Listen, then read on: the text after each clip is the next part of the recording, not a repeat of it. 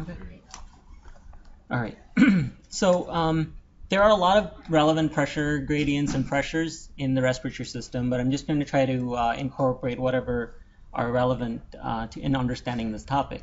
So we have the airway pressure, which is the atmospheric pressure, labeled as PaWO, and it's usually 0 or atmospheric. And then we have the alveolar pressure, which we measure clinically as a plateau pressure. This, in normal individuals who are not ventilated, is about -5 centimeters of water. So as we can see, there's a pressure gradient of 0 to 5 that allows the flow of, this gradient is created by the inhalation inspiratory process and allows the flow of gas from the airways to the alveoli.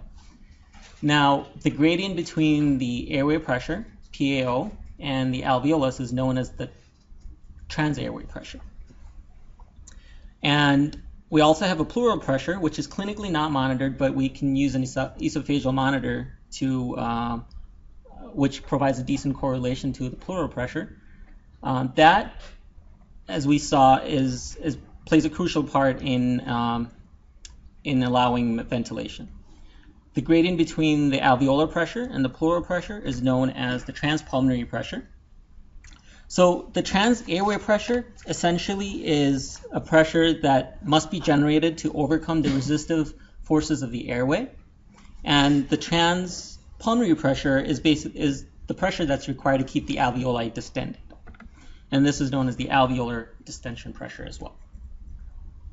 So to review the basic mechanics of spontaneous ventilation, the inspiratory muscle results in a negative pleural pressure that starts off at -5 generally, and through the course of inspiration goes up to -10 centimeters of water. This negative intrapleural pressure is transmitted to the alveoli, which become more negative, and thus you have the gradient formed between the upper airways and the alveolus with inhalation. At the end of inhalation, when flow stops, and the elastic recoil of the chest wall as well as the lungs results in a decrease in these pleural pressure, which is transmitted to the alveoli, and thereby air is exhaled out. Now let's contrast this to a patient that's on positive pressure ventilation. Here, airflow is generated to the ventilator and is directly and as a result of the positive pressure, it gets transmitted into the alveoli. This results in the pleural pressures becoming more positive and the chest and lungs expand. Once the ventilator ceases to provide a flow, the elastic recoil of the chest wall and the lungs now cause the pleural pressures to go back low and is once again transmitted to the alveolus, and air is passed out. So, if we are to look at the respiratory system in a simple fashion, you can think of it as two forces. One is the resistive forces, which is depicted here by an air pump and tubing. And then the lung forces, which are the elastic forces, we can think of those as spring coil. Now, this is a very simple model, but it helps us understand the mechanics involved in a ventilated patient. Because it helps us understand the interactions between pressure, volume, and flow. So this system here, if we apply Newton's third law of motion, which says all forces have equal and opposite reaction, we have the force that's applied to the by the ventilator into the respiratory system. So force is pressure over a period of time, is equivalent to the elastic pressure and the resistive pressure. To explain this a little bit more, so the ventilation pressure is P, and elastic pressure is the pressure that's required to inflate the lungs and the chest wall against those spring coils. And the resistive pressure is the pressure that's required to move the air through the resistive airways, the AT tube, the upper airways.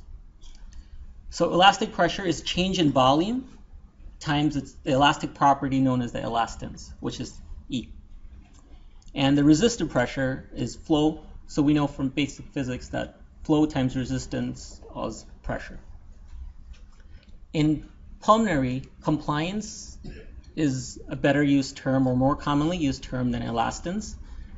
Compliance basically means how easily it is to stretch something. What elastance is the opposite of it. So compliance is 1 over elastance. So when we replace this into this formula, we get basically a pressure relationship between pressure, change in volume, the compliance of the respiratory system, flow, and the resistance of the airways. So why am I going over grade 4 physics? Because when we understand pressure, airflow, and volume measurements, these quantify basic mechanical properties of the respiratory system. And with these 3 basic principles, we can understand resistance, compliance, and work of breathing. These individual parameters, along with graphic displays from ventilators, helps us understand how a patient is being ventilated, and as well as assess problems that occur during ventilation. So when we think of mechanics of ventilation, it can be static mechanics or dynamic mechanics. Static mechanics are mechanical properties that occur in the lungs during no flow state. So essentially a pause in airflow occurs, and then measurements are taken to assess the compliance of the respiratory system. Dynamic mechanics are the mechanical properties that occur during a stable flow or variable flow in the respiratory system. We obtain data about resistance and compliance through sampling various flows and volumes in the respiratory system, and by using mathematical models such as the least square fitting models, we're able to compute an overall graph of the mechanical properties of the lungs. So to understand these mechanical properties of the lung, these data is provided by the ventilators. We have to have some basic understanding of scalars and loops that are that scalars and loop data that the ventilators provide us. So scalars are variables of pressure, flow, and volume plotted against time, while loops are variables of pressure and volume, or flow and volume, plotted against each other. So I'll be going over each one of these through the course of my talk.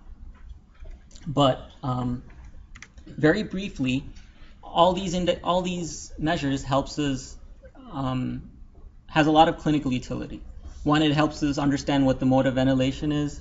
It helps us set a PEEP and understand what the level of auto PEEP in a system is.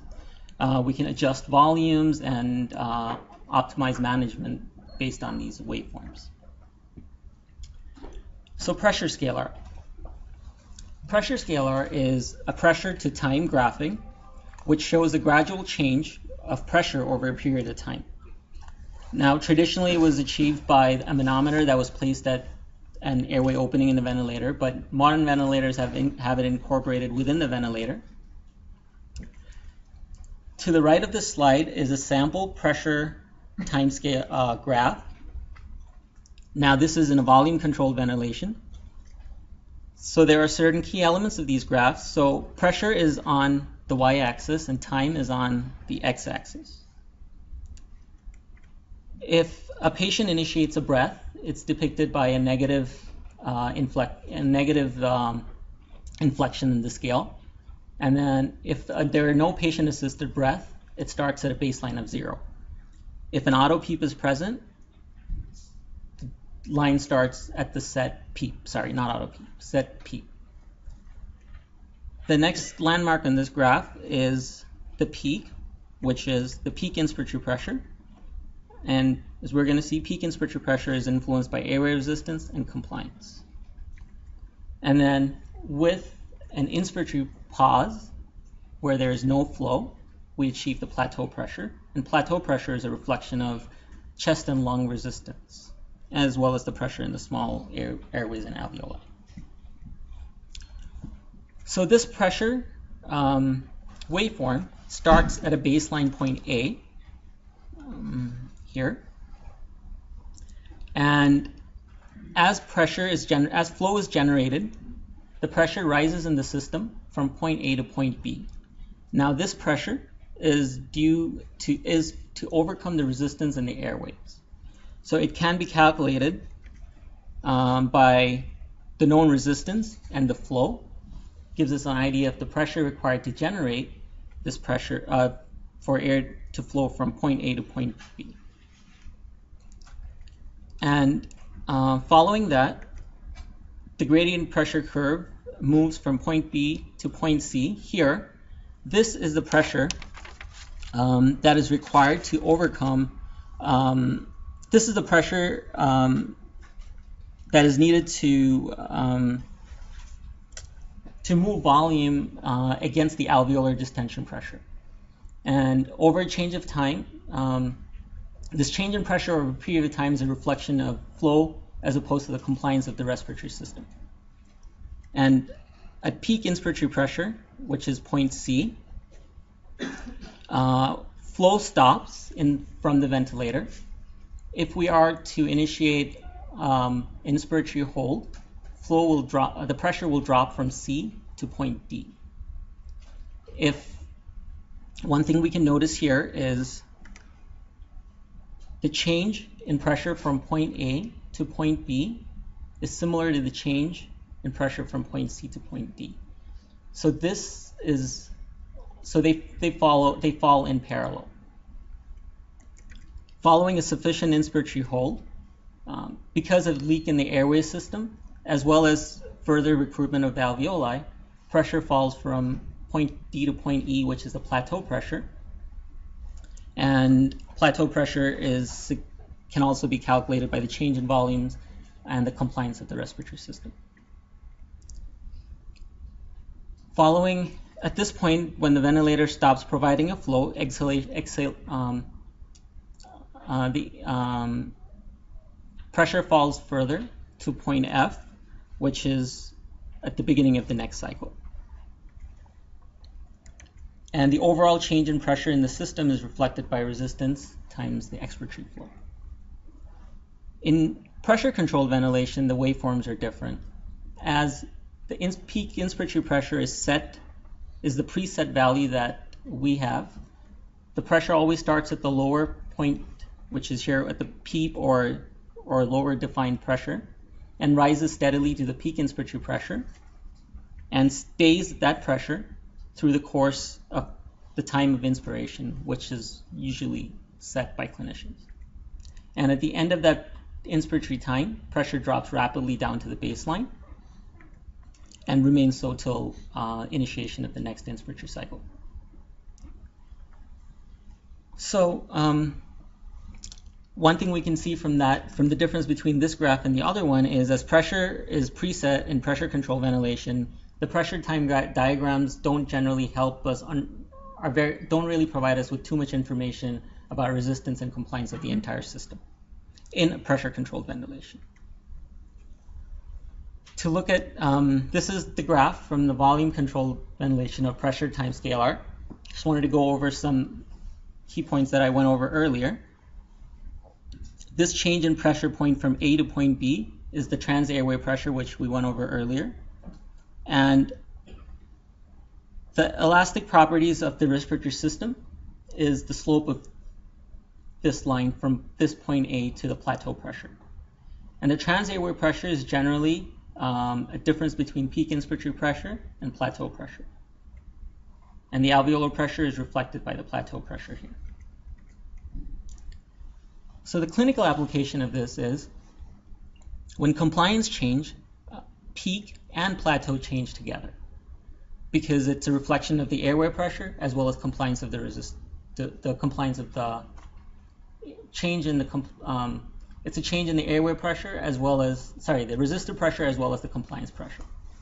So with decreasing compliance, plateau increases, and so does the peak inspiratory pressure. And the reverse is true for decrease in compliance. While if there's only an increase in resistive airway pressure, this is reflected only in the peak inspiratory pressure because it's only from the change in the transalveolar pressure here.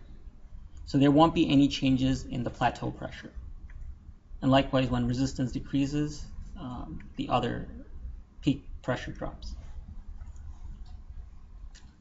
So just to recap, and normally from a normal system, when we go to a high resistance, peak inspiratory pressure increases while plateau stays the same. We see that in airway obstructions. And because flow pressure is also related to flow, high flow systems also results in increase in peak inspiratory pressure in the bottom left graph here. When the compliance is low, both peak inspiratory pressure and plateau increase, and this is seen in pulmonary edema, ARDS, fibrosis, and henceforth. So mean airway pressure reflects level of airway pressure during during the period of ventilation.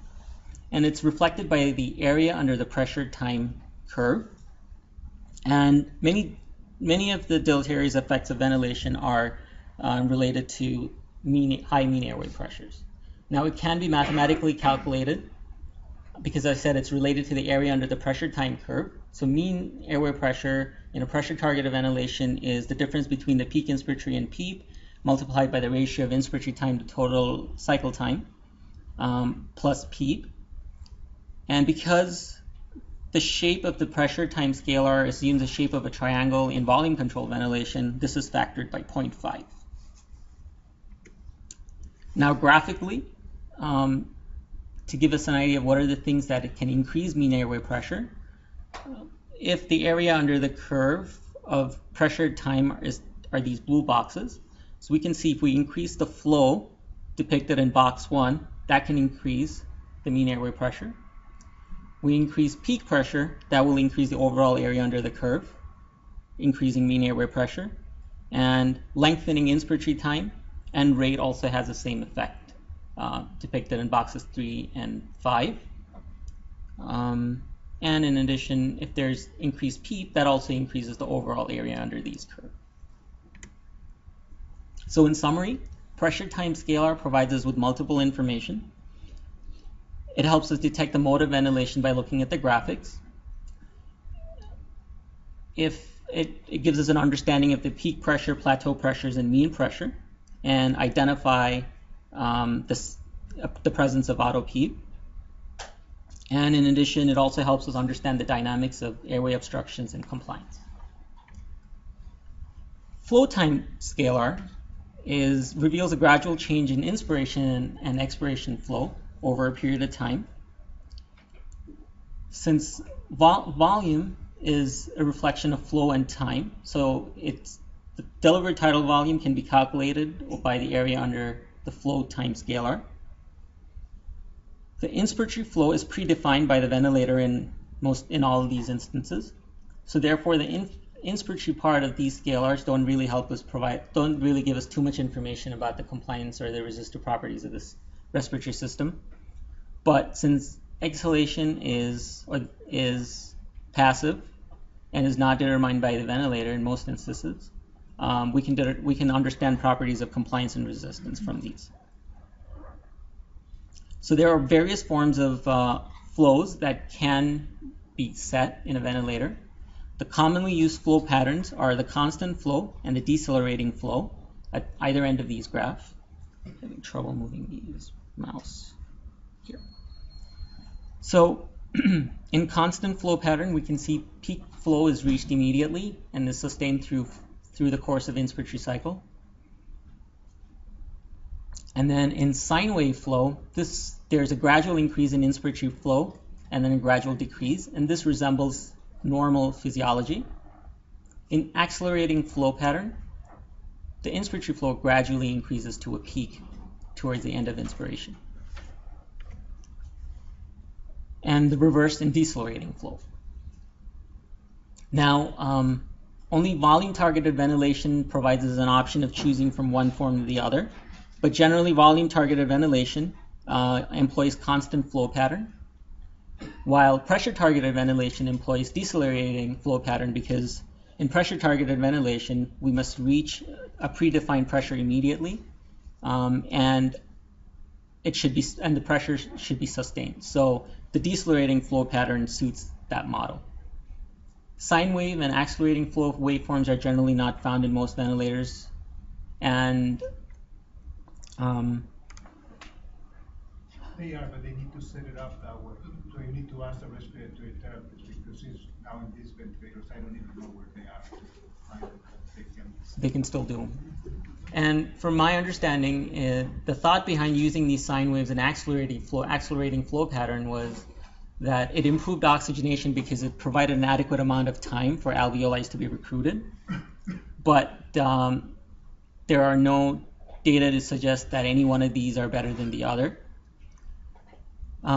So in most cases, constant flow is used in volume-targeted ventilation, and decelerating flow is used in pressure-targeted ventilation. So volume-targeted scalar, I'm sorry. And again, I mean, modern ventilators, right? All of our ventilators are going to be on auto flow, Right. which is going to look decelerating, but it's not truly decelerating because it's going to change. So it's a little bit different. Mm-hmm. So in volume-targeted ventilation. Sorry to interrupt you again, but if you go back to the prior, it is important because the older ones that were here, probably Bruno can agree with me on this one. We used to make modifications to the inspiratory flow waveforms, particularly patients with ARDS or patients with COPD. It had a meaning. I don't know if it truly gives you a meaning, but that's another way that you change your inspiratory time, and another way that you actually change how fast these breaths are going in the inspiratory time. So it was typically thought, or it's still, we discussed that you're going to use that square waveform when you're going to have an increment in your exhalation, so in patients who have obstructive disease, compared to the accelerating waveform that you're going to use in patients who have restrictive lung disease, that you want to increase the inspiratory time in those patients. So actually that dial that changes IE ratio has to do with the flow patterns as well. But we don't think about it because now it turns out to be a dial in the ventilator. Do you agree, Bruno, with me? I never disagree with you. Thank you very much. So in volume-targeted ventilation, so in flow time scalar, flow is again on the y-axis and time is on the x-axis. Flow begins at point A over here, which is the beginning of inspiration, and flow increases rapidly to point B, to the defined maximal flow, and remains constant at the same level through the inspiratory phase. And when the defined tidal volume is achieved, the flow drops immediately down to 0, and thus the square pattern. Now, if we are to do an inspiratory hold to assess the plateau pressure, there will be no flow between point E to point F. And at the beginning of exhalation, flow increases again to point G, which is the peak expiratory flow, and then there's an exponential decline of the exhalation wave from point G till the beginning of the next cycle. I'm sorry, could you go back one slide? One more. So with the different kind of flow waveforms, changing them, you don't change your I time. Your I time is still the same. You just change how you're delivering the breath, whether most of the flow is up front or later. But a consequence of changing your inspiratory time, your flow has to change. So if you're changing your I to E ratio, meaning shortening your inspiratory time, then you have to deliver the same amount of volume faster. So you wind up usually with an accelerating waveform. Yeah, you ramp up your pressure to get that volume in much quicker than you would in a square wave. They're much our current Dragers it's a little bit harder to see. It was much more readily apparent on our servo vents because you could easily see as you made changes to your inspiratory time, your scalars would all magically, sort of correct themselves. But that's what you'll see, as Hector was alluding to, when you change your I to E ratio. You've got to deliver the same volume faster. So your pressure ramps up to do that. If that's the case, then is there a particular flow that is more associated with volume flow? Because if we are talking about it, like earlier in your presentation, you were talking about the etiology of pressure and the rising pressure causing injury to the lung.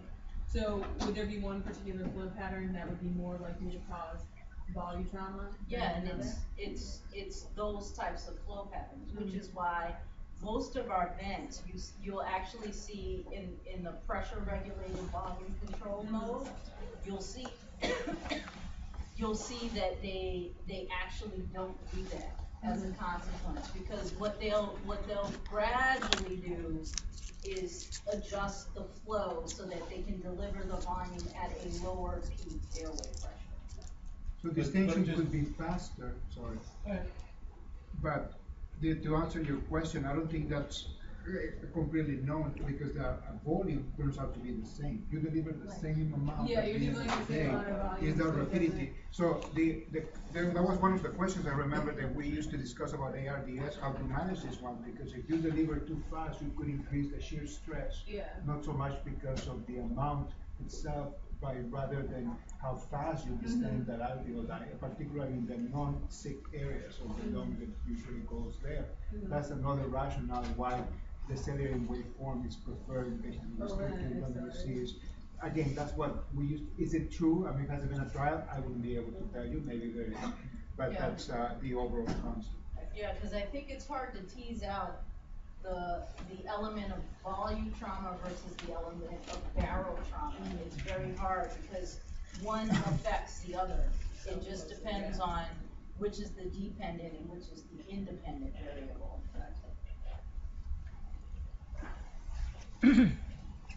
So in pressure targeted ventilation, the decelerating flow pattern is used. So here, there is a rapid increase in the flow to achieve the peak flow. And then to maintain the pressure, there has to be a gradual drop in flow. And eventually, by the end of inspiration, it drops down to 0. And again, if there's an inspiratory pause, yeah, here it is. So if there's an inspiratory pause, there is no flow at this state, and then the beginning of the exhalation starts over here with the decelerating flow pattern. One thing I forgot to mention between all these three, if we notice, the decelerating flow pattern are all the same. That's because they are patient defined and it's not ventilator driven. So regardless of pressure targeted or volume targeted, the bottom half of the flow time scalar looks very similar. And in pressure targeted ventilation, it's this portion of the flow of the scalar that actually can assist us with understanding patient compliance and resistance. And again, compliance is the change in volume over change in pressure. So we can assess system compliance if the flow is 0 at this point over here. Now, some clinical applications of the flow scalar. During expiratory resistance, which we see in bronchospasms or COPD, there would, as I said, there will not be any changes in the inspiratory portion of the time of the flow scalar. I'm sorry, I'm just having trouble pulling up my mouse. It keeps running away. Here. So there's a decrease in peak expiratory flow as expected with bronchospasm. And then there will be a curved contour to the process of exhaling. And then there's an increased time of the expiratory flow as well. And following treatment with bronchodilators or whatnot, we can see an increase in the peak expiratory flow, and then the expiratory time decreases, and there's also less contouring. When we have low compliance in the respiratory system, this results in increased peak expiratory flow because of the elastic recoil, and then also the expiratory time is also shortened because of the same effect. And another phenomenon that we're familiar and we look for in flow time scalar is the presence of auto PEEP. So in all of the preceding graphs, you notice that the expiration ended at the baseline of 0 flow. Now, in the presence of auto PEEP, mouse keeps running away. So in the presence of auto PEEP, we could see that there is air trapping. Thus, you have that the expiratory wave does not go back to the baseline. Now, this can occur for a multitude of reasons. Primarily, essentially what it's saying is you don't have adequate expiratory time to get back to the baseline. And we know the bad effects of auto PEEP in both the respiratory system as well as systemically. So if you have a high respiratory rate or inadequate expiratory time, you could have auto PEEP, which is depicted by the dotted line, which is normal, and then the solid lines, a patient that's auto PEEPing. Too long of inspiratory time or prolonged exhalation also results in auto PEEP. So the flow time scalar helps us from the flow time scalar, we can understand if it's a volume target or a pressure target based on the inspiratory flow pattern. And then we can detect airway obstructions and compliance as well as the presence of auto PEEP. Well, volume time scalar shows gradual changes in the volume during inspiration and expiration. So in inspiration, volumes, there's a gradual increase in volume over the period of inspiration, and once target volume is achieved, expiration occurs and the volume gradually drops back down to baseline. And when we do an inspiratory hold to assess auto PEEP, this is reflected by flattening of the peak and the volume time scalar. The only difference between a volume time scalar seen in pressure control ventilation and volume control ventilation is there's a slight scooping that occurs because of the decrease in flow, because of the decelerating flow pattern. So before I go on to the pressure volume and volume flow volume loops, I thought I'll talk about compliance, as pressure volume and flow volume loops provide us a lot of information of compliance, and that's one parameter that we assess. So as I mentioned earlier, compliance is the relative ease which a structure distends. And two types of forces that we discussed earlier are the elastic and the resistive forces. And compliance measurements are used to describe the elastic forces that oppose lung inflation. And compliance is the change in volume over change in pressure. Compliance has two components, static and dynamic. Static compliance measurements are made during no flow state. That's when we employ an inspiratory hold. So it's easy to understand from the pressure time scalar that static compliance is related to the plateau pressure, i.e. when there's no resistive forces involved. So static compliance describes primarily the recoil of lung and thorax. So static compliance is the change in volume, which is the tidal volume, divided by the change in pressure. In this case, we use the plateau pressure to the baseline pressure of PEEP. And of course, static compliance is decreased with consolidation, pulmonary edema, ARDS, and external compressions, while static compliance is increased during emphysema. While dynamic compliance is a combination of the resistive index as well as the compliance of the respiratory system. And the reason being behind this is dynamic compliance talks about the compliance of the respiratory system when there's airflow. So that incorporates both the resistance as well as the elasticity of the respiratory system. And when we tie this back to the pressure time scalar, it's easy to understand that this is related to peak inspiratory pressure. So the dynamic compliance of the respiratory system is the change in volume over the difference in inspiratory pressures and the peak pressure. So by assessing static properties of static compliance and dynamic compliance, we can understand if there's a change in airway resistance or if there is a combination of both. Very similar to how pressure time scalar, we used pressure time scalar earlier. So to illustrate one example, if you have a decrease in the dynamic compliance and the static compliance is unchanged, this would signify that the pulmonary system compliance is mostly increased because of airway resistance, and this should result in increase in peak inspiratory pressure and plateau pressure. And the other ones are self-explanatory. Now, dynamic compliance curves are, as I mentioned earlier, you take flows, volumes over small sample numbers through a flow, and these are, and these are plotted with the use of statistical models like the least square model, and then you get a dynamic compliance curve. The dynamic compliance curve is very similar to the inspiratory portion of a pressure volume loop. So for every change in pressure, the compliance states what the change in volume would be. So if there's the curve that we get is the slope. The slope reflects the compliance of the respiratory system. If there's an increase in compliance, the slope shifts to the left. If there's decreased compliance, the slope would shift to the right. So to illustrate that, the bottom curve, a small change in pressure results in lesser change in volume compared to the top curves. I'm sorry, I can't pull my mouse, otherwise it'd be easier to demonstrate that.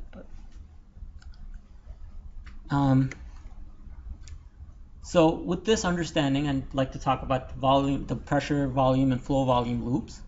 And these loops provide a dynamic trend of understanding the respiratory system compliance and resistance. So pressure volume loop plots pressure on the x-axis and volume on the y-axis. It helps understand what the optimal alveolar recruitment is and to measure patient compliance. These loops could either be static pressure volume loops or dynamic pressure volume loops. And static pressure volume loops are essentially measured by stopping airflow for a period of time and measuring various points on the curve and plotting them, while dynamic pressure volume loops uses steady flow, and then using a mathematical model you get the loops. So a normal pressure volume loop is elliptical in shape, and it starts at baseline 0, and as inspiration occurs, over a change in period of pressure, the volume increases, and this takes in a mechanically ventilated patient, this follows a counterclockwise turn. And then once the tidal volume that's desired is delivered, expiration starts, and the loop is completed. And as you notice one thing, the path of inspiration is different from expiration. So normally if we stretch a string, it goes in the same path, but in this case you see different loops. So for a pressure, for instance, of 20, the tidal volume in the respiratory system during inspiration is different to expiration. And this process is called hysteresis. And this is related to alveolar recruitment as well as surfactant and de-recruitment of alveoli. In a non-ventilated patient or in a patient that's breathing spontaneously on CPAP or inspiration is usually patient-driven, so it's on the negative axis, and it follows a clockwise turn. So inspiration starts at point 0 and goes upwards, and over clockwise, once delivered tidal volume is delivered, expiration begins and follows a clockwise pattern. Now in patients that take their own breaths during mechanical ventilation, patients' own breath are depicted by this clockwise turn, and then once a machine delivers a breath, inspiration begins and it follows the counterclockwise turn and completes the expiration. So the components of the pressure volume curve. So the things that we can gather from a pressure volume curve are, 1, at the peak, at the end of inspiration and start of expiration on the top right-hand corner, we can determine what the delivered tidal volume is on the y-axis, and on the x-axis we can see what the peak inspiratory pressure of the system is. And if in the previous curve, if you notice, the waveform started at 0, but if there is a PEEP present or PEEP that was set, and this is reflected by the loop starts at that pressure of PEEP that has been determined down here. Now at the peak of this curve, at the maximum inspiratory pressure and tidal volume, we could calculate the total dynamic compliance of the system, which is the change in volume to change in pressure. The slope of this curve determines the normal compliance, and normal compliance is set at 45 degrees angle. And even if the ventilator isn't set at this 45 degrees angle, to orient yourself well, we should alter the scale so that the compliance curve is set at 45 degrees. So that helps us understand what process is going on. Now, how does compliance change the pressure volume loop? So in volume targeted ventilation, I mentioned that the slope of this curve is at a 45 degrees angle. So if we take change in compliance, whether it be increase or decrease, this is affected by a change in the slope of this curve. So during periods of increased compliance, this overall curve would shift to the left, which is the yellow curve. And then if compliance is decreased, the curve would shift to the right over here. Now we notice that for the curve with decreased compliance, to deliver the same tidal volume, we require a higher level of peak inspiratory pressure. And converse for this curves with increased compliance. So decreased compliance, more pressure to deliver the same amount of tidal volume. Now in pressure targeted ventilation, the pressure stays the same, which is the preset peak inspiratory pressure.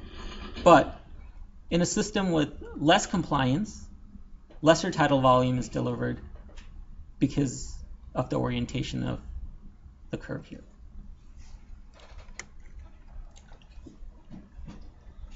Now, what if it's just the airway resistance that changes? How is that depicted on a pressure volume curve? So the slope, if it's the airway pressure that's increased, resistance that increases, the slope of the curve essentially stays the same. What really changes is the inspiratory portion of the pressure volume curve. This part of the curve becomes wider to the right. And that is because more pressure is required to distend the alveoli because of the increased resistance up until this point.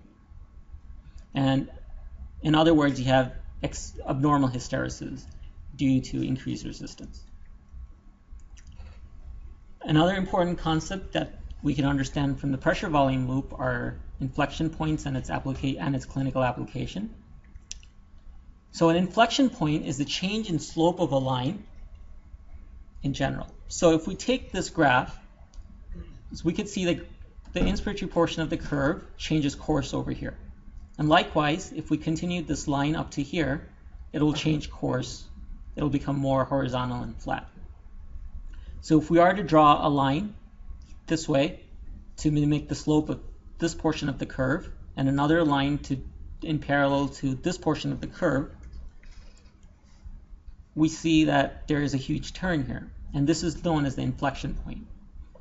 So there are two inflection points in a pressure volume curve. One is the lower inflection point of the inspiratory portion, and then on the top here, that's known as the upper inflection point.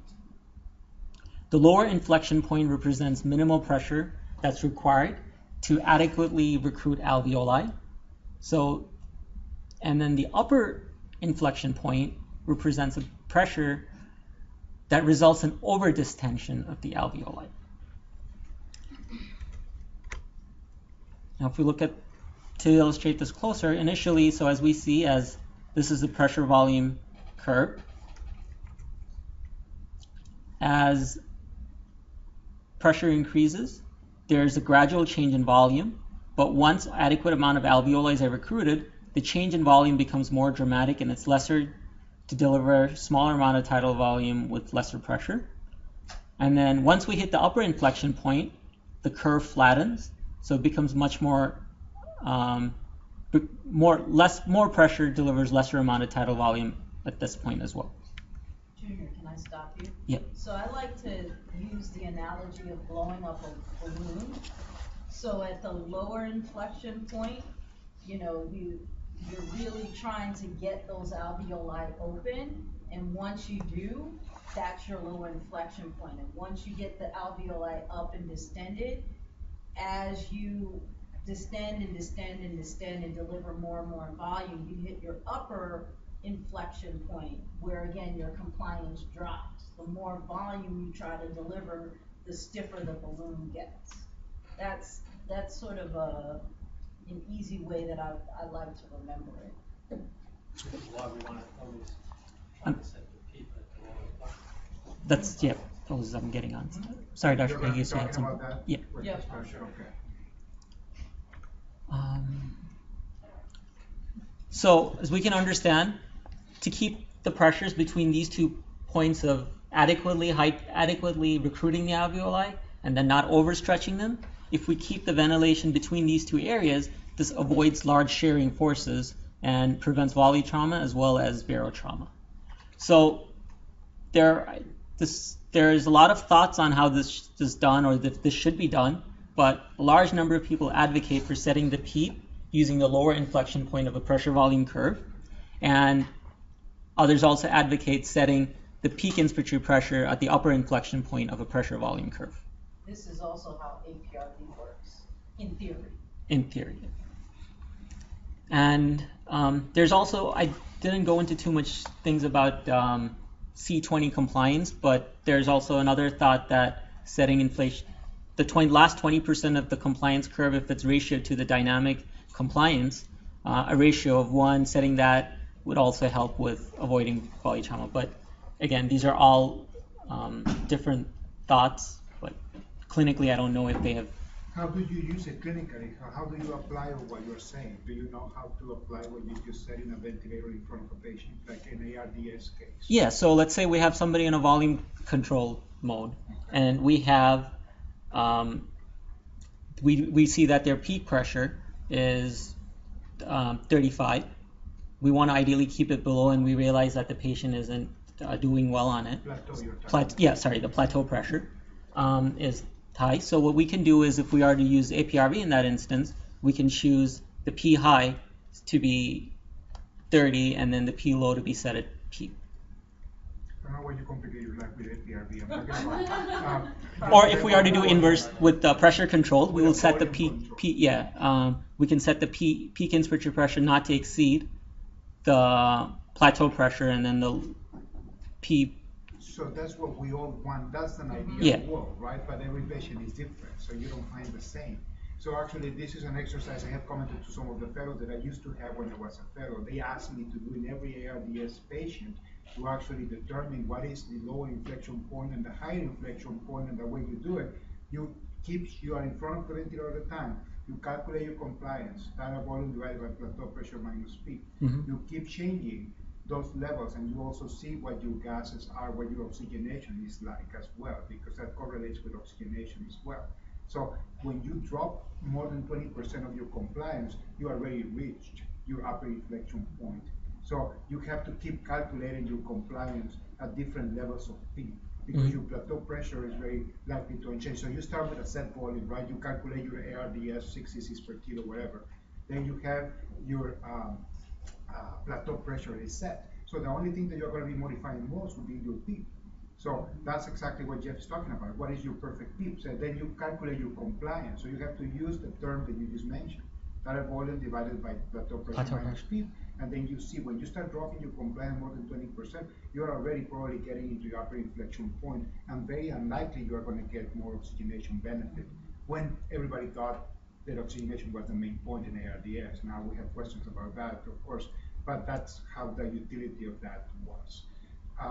That's how I mean, it took a long time, but I never forget how this works after doing that. So I invite fellows to do that often. The other thing that this can be of help for us, in a practical term, it also indicates comfort in patients who don't have ARDS. So if you have, I don't know how many of you have seen the fanning waveforms in that particular way. You can put it up all the time right there. So you see it comes like this and does like this, right? In every inspiration or two, you see this, and this. How many of you have noticed that often does that?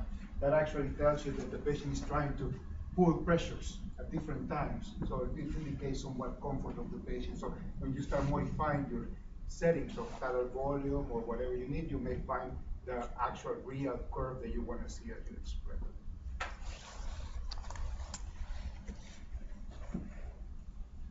And so this is the other phenomena of beaking, which we see when we go past the upper inflection point, where you try to increase what Dr. Peggy has just finish saying now, that if you try to increase the peak airway pressure, there's over-distension with little change in tidal volume, and this is when problems occur.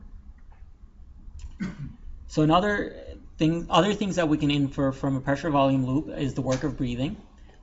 It can again is thought of as work of breathing is the area under this pressure volume curve over a period. It's the integral of time of pressure and volume, I should say. So if we split a pressure volume curve, so the pressure volume curve is this elliptical surface between A, D, C, E, A. The elastic work is bound by the red triangle A, B, C, while the resistive work of the inspiratory wing is bound by ADC, A, while ACE, which is the red half a sphere, is the expiratory portion of the resistive work that's done by a patient. So if we are to grossly look at a curve and to see a system where there's increased compliance,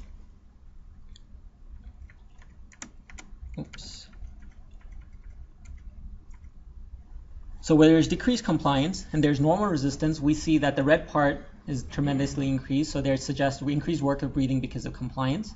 And then in a system where there's increased resistance, there is abnormal hysteresis, so there is increased, this portion of the curve is increased, so therefore work of breathing is more because of increased resistive pressures. So I'm going to try to run through this as I'm running out of time. Flow volume loop is basically plotted flow versus time. In volume control mode, flow starts at time 0. So in pulmonary function test, flow is generally depicted, inspiratory flow is always on the bottom half of the curve, while expiratory is on the top. In ventilators, most ventilators, for some reason, chose to use the inspiration on the top and the expiration at the bottom. But there are also other ventilators which use the pulmonary function test way of labeling them. So it's always just be careful to look at which way a particular ventilator labels it, which way the particular ventilator chooses to depict the inspiration and expiration. So inspiration starts at time 0, where there's 0 flow. In a waveform, in a continuous wave flow pattern, flow increases peak at inspiration, and then once a set tidal volume is achieved, it drops down. And during expiration, a peak expiratory flow is reached, and that's at the bottom left over there. And then due to the passive process of expiration, flow gradually decreases. And from these graphs, we could see what the peak expiratory flow is. Delivered tidal volume can be seen, and the pattern of the loop could also be noticed. Now, this is also a flow volume loop, but if we notice, this curve, it looks like a mixture of a mirror reflection of this portion of the curve. And that is because this is in a pressure controlled ventilation. So here, as we recall, in pressure control, we use a decelerating flow pattern. So flow reaches maximum intensity initially, and then there's a gradual drop in flow. And that's why you have the shape that resembles the expiratory portion of a flow volume curve in a volume controlled ventilation. So a flow volume loop can help us identify air leak. So this is a normal flow volume loop. The flow does not return back to 0. This would suggest an air leak. If you have increased airway resistance, there's decrease in peak expiratory flow shown in the middle graph, and there's that classic scooped out pattern because of increased concavity. And following treatment, you could see improvement in these parameters. Airway secretions is seen with these impedance in airflow pattern. And then in auto PEEP is also noticeable in a flow volume loop where flow does not return back to baseline and over here. So in summary, ventilatory waveforms help providing us information on airway mechanics and compliance with the respiratory system.